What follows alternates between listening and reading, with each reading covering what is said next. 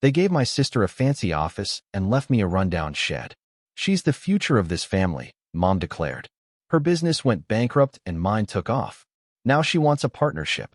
I handed her a job application instead. I, 32 have been carrying this story inside me for the past 5 years, and it's time I finally shared it. What started as a family business decision turned into the most satisfying revenge I've ever experienced. Growing up, my sister was always the golden child. She had the better grades, the charm, the looks, everything that made my parents beam with pride. I was the quiet one, the tinkerer who spent hours in the garage fixing broken electronics and learning how things worked. While she was getting business degrees and networking at fancy events, I was building my first computer from scrap parts. When Dad decided to split his small manufacturing business between us 5 years ago, the favoritism became painfully obvious. The company had 2 properties, the main building with modern offices, conference rooms, and pristine facilities, and an old warehouse on the outskirts of town that hadn't been properly maintained in years. Guess which one I got? Mom made the announcement during what I thought would be a family dinner. She explained that my sister would be taking over the main operations from the corporate headquarters, handling the big clients and expansion plans. I would get the warehouse facility to figure out my own path, with the leftover equipment and a small portion of the existing client base. The reasoning hit me like a slap. Mom declared that my sister was the future of the family business, that she had the vision and connections to take things to the next level. I was given what felt like scraps, a building with a leaky roof, outdated machinery, and a handful of small accounts that barely generated enough to cover basic expenses. Standing in that warehouse for the first time, looking at the water stains on the ceiling and the dust-covered equipment, I felt something shift inside me. The hurt was there, sure, but underneath it was a burning determination that surprised me. If they thought I couldn't make something of this place, I'd prove them wrong. I spent the first 6 months working 18-hour days.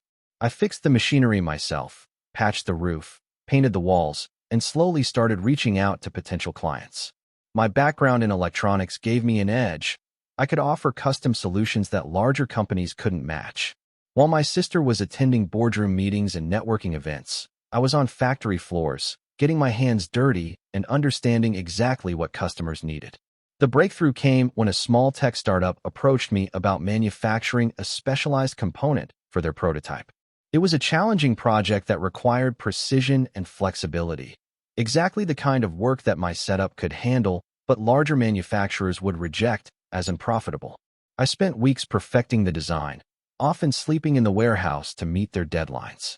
That first successful project led to another, then another. Word spread in the tech community about the guy who could handle custom jobs that others wouldn't touch.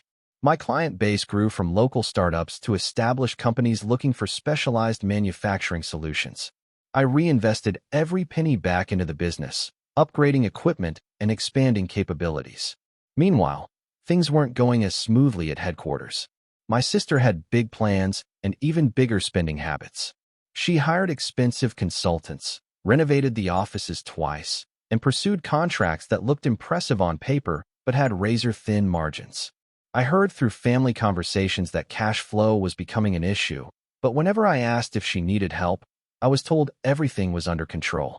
By the end of year 2, my warehouse operation had tripled in size. I'd hired 12 employees and was consistently booked months in advance. The old building was transformed into a modern manufacturing facility that I was genuinely proud of. More importantly, I was making real money, more than I'd ever imagined possible. The family dynamics started shifting around this time. Dad began asking more questions about my operations during our occasional dinners. Mom still focused most of her attention on my sister's struggles, but I caught her glancing at me with something that might have been surprise when I mentioned landing a major contract. Year 3 was when everything came crashing down for the main business. My sister had leveraged the company heavily to pursue a contract with a major retailer that promised huge returns. When that retailer suddenly changed their supply chain strategy and canceled the deal, the financial impact was devastating. The fancy offices, the expensive equipment, the large staff, it all became a liability overnight. I learned about the bankruptcy filing through a phone call from Dad. He sounded defeated in a way I'd never heard before. The main business was closing down, laying off 30 employees, and selling assets to cover debts. My sister was devastated, he explained, and the family was rallying around her during this difficult time. I felt bad for the employees who lost their jobs, but I'd be lying if I said there wasn't a part of me that felt vindicated. The future of the family business had collapsed while the scraps they'd given me had flourished into something substantial. Update 1. The real turning point came 6 months after the bankruptcy. I was in my office, a proper office now, with windows and everything, when my sister walked in unannounced. She looked different, older somehow, and there was a humility in her posture that I'd never seen before. She started by apologizing for how things had been handled years ago, acknowledging that the distribution of assets hadn't been fair. I appreciated the apology, but I could sense there was more coming. She spent 20 minutes explaining her financial situation, how the bankruptcy had affected her credit and reputation, and how difficult it was to find new opportunities in the industry. Then came the pitch. She wanted to propose a partnership, combining her business connections and experience with my successful operation. She painted a picture of rapid expansion, accessing larger markets, and building something bigger than either of us could achieve alone. It was a compelling presentation, delivered with the same confidence that had always impressed our parents. I listened carefully, asked a few questions about her specific ideas, and told her I'd need time to think about it. She seemed encouraged by my response, probably interpreting my politeness as interest. She mentioned that she'd already discussed the possibility with our parents, who thought it was a wonderful idea for the family to work together again. That night, I sat in my office long after everyone had gone home, looking out at the production floor where my employees were finishing up the night shift. These people depended on me, and the business I'd built was thriving precisely because I made decisions based on merit and results, not family politics or sentiment. The more I thought about her proposal, the clearer it became that this was essentially asking me to bail out her failure with my success. She wanted to step back into a leadership role in an operation she'd had no part in building, leveraging relationships that she'd cultivated while I was grinding away in a warehouse they considered beneath her. I spent the next week doing something she probably didn't expect. I researched her business connections thoroughly. I reached out to people in the industry, asked careful questions about her reputation and the circumstances of the bankruptcy. What I learned wasn't encouraging. Several people described her as someone who promised more than she could deliver, who was better at selling ideas than executing them. More importantly, I realized that most of the valuable connections she was offering were already accessible to me through my own network. My business had grown to the point where I was dealing directly with decision-makers at major companies. I didn't need an intermediary, especially one with a recent track record of failure. When she came back for my answer, I had everything prepared. I started by thanking her for the offer and acknowledging that there might be opportunities for us to work together in the future. Then I explained that I wasn't interested in a partnership at this time, as I preferred to maintain control over the direction and culture of the business I'd built. I could see the disappointment in her face, but she pressed on, suggesting alternative arrangements. Maybe she could head up a new division or take on a senior management role with equity participation. Each suggestion revealed more about her expectations and less about what she was actually prepared to offer. Finally, I opened my desk drawer and pulled out a single sheet of paper. I slid it across the desk and told her that if she was genuinely interested in working with me, she could start by filling out our standard employment application. The position I had in mind was for a business development coordinator, entry-level, with opportunity for advancement based on performance. The silence that followed was probably the longest 30 seconds of my life. She stared at the application, then at me, then back at the paper. I explained that everyone who worked for me had started at the bottom and earned their way up through results, not relationships. If she wanted to be part of what I'd built, she'd need to prove her value the same way everyone else had. She asked if I was serious, and I assured her that I was completely serious. The salary was fair for the position, there were good benefits, and genuine opportunities for advancement. But it would be a real job with real responsibilities and measurable expectations, not a rescue package disguised as a partnership. Update 2. She didn't take the application with her when she left. Instead, she crumpled it up and dropped it in my trash can, telling me that she'd rather work at a coffee shop than accept charity from her little brother. The irony wasn't lost on me.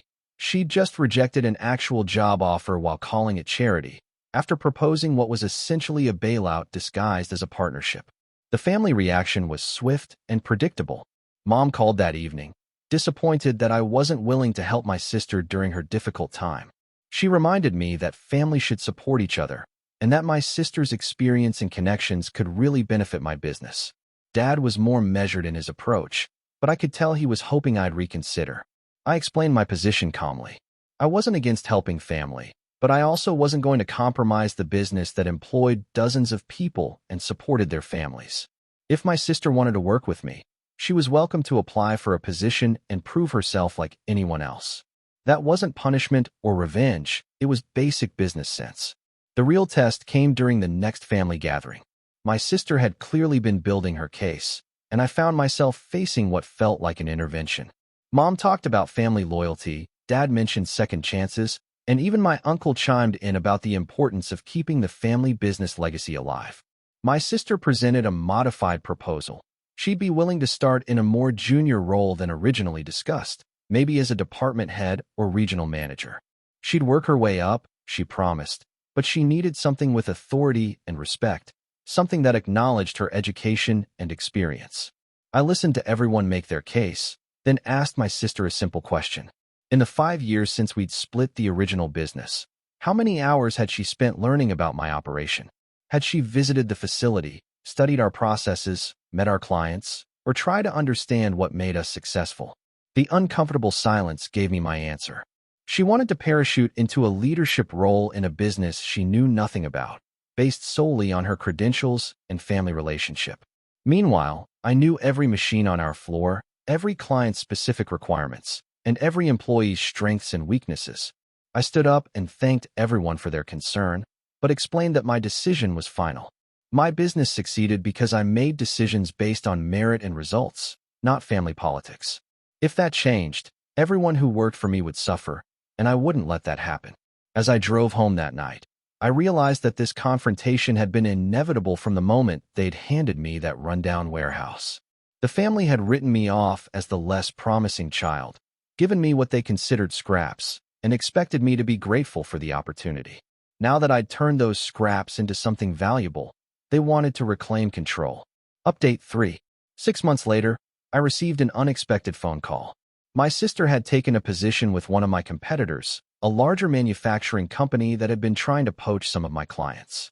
She'd apparently convinced them that she had inside knowledge of my operations and could help them compete more effectively. The irony was that her lack of actual knowledge about my business made her a poor spy.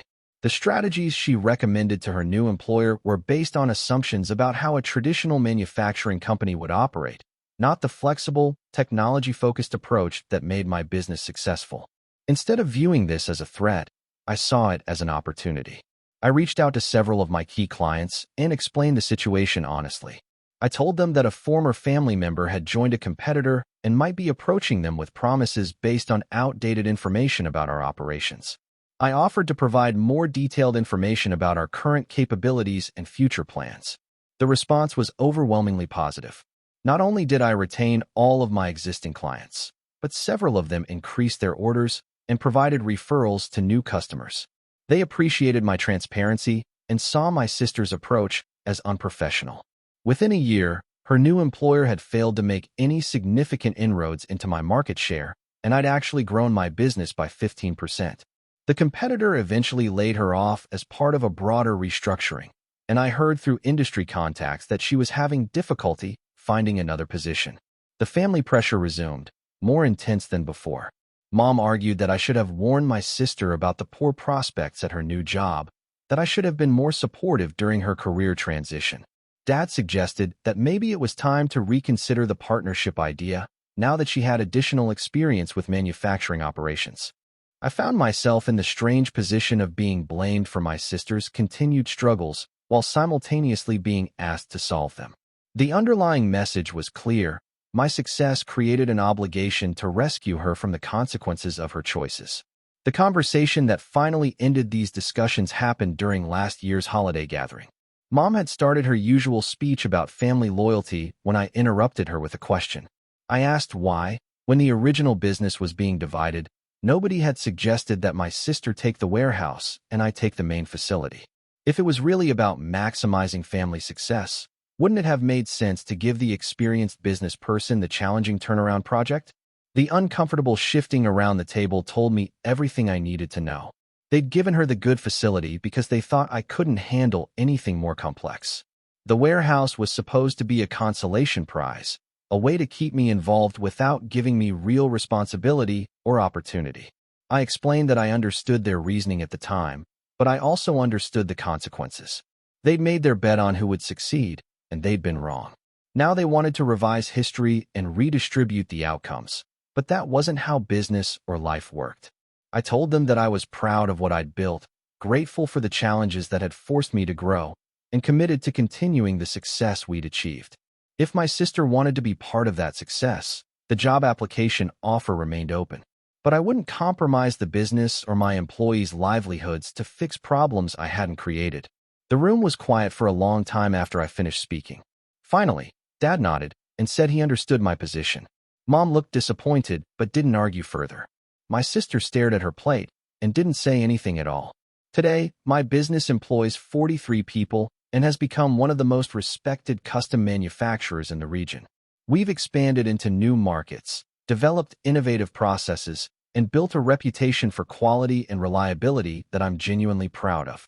My sister eventually found work with a consulting firm in another city. We exchange pleasantries at family gatherings, but the underlying tension remains.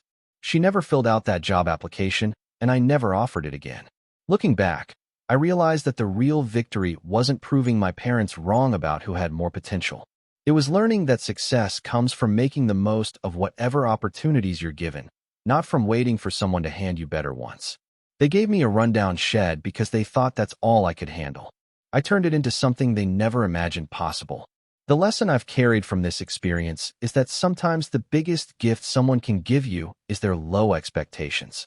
When nobody expects you to succeed, you're free to define success on your own terms.